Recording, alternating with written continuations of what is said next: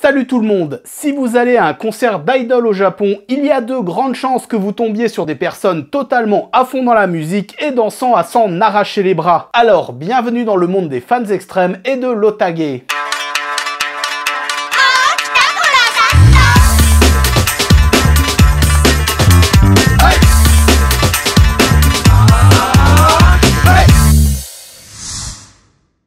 Avec l'explosion des idoles à la fin des années 70, des groupes de fans masculins commencent à s'organiser afin de soutenir leur artiste favorite. On voit donc apparaître de plus en plus de petits groupes totalement dévolus à une artiste. Généralement, cela se traduit par des danses très énergiques avec le haut du corps pendant les concerts. Ouais, donc vraiment la tectonique, ils ont rien inventé. Au Japon, ça fait 30 ans qu'ils font ça et ils continuent encore. On reste dans le monde des otaku, mais dans les années 2000, des fans du groupe Hello Project commencent à se nommer ota pour se différencier des otaku normaux. Donc les fans d'anime et de figurines. Pour les chanteuses les plus connues, il existe des variations du terme comme les Haro Ota pour les fans de Hello Project ou les Mo Ota pour les fans de Morning Musume. Pour les fans les plus extrêmes, on les retrouve le plus souvent avec des bandeaux et des habits aux couleurs et au nom de leur artiste.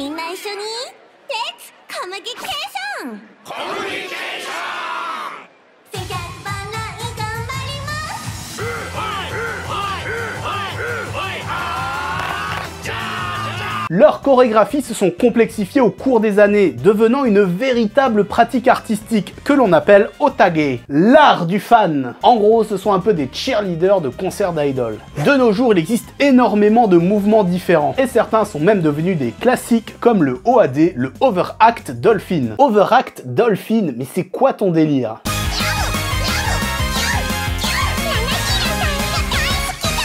Il est où le dauphin là? Ou le PPPH? Enfin bon, vous voyez sûrement l'idée. L'introduction d'éléments tels que le glow stick a permis de créer de véritables océans de lumière multicolores lors des concerts.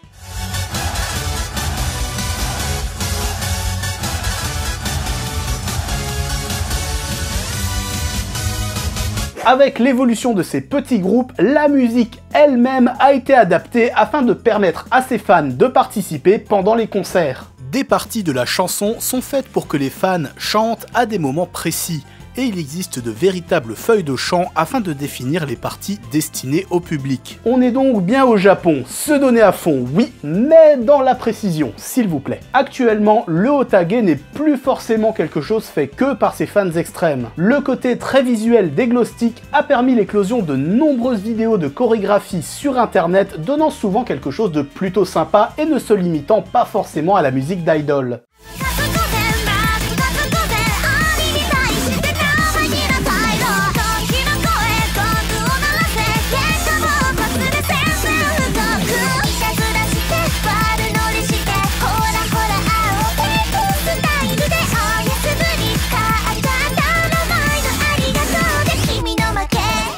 Mais gardez à l'esprit que ces pratiques restent très underground et représentent une partie infime de la population japonaise, que forcément vous rencontrerez beaucoup plus facilement dans des endroits tels que Akihabara. En parlant de musique, est-ce que ça vous intéresse que je vous parle de Denpa, la musique préférée des otaku, dans un prochain épisode? N'hésitez pas à me le faire savoir dans les commentaires. Comme d'hab, n'hésitez pas à laisser un petit pouce en l'air si ça vous a plu et vous abonner si ce n'est pas encore fait.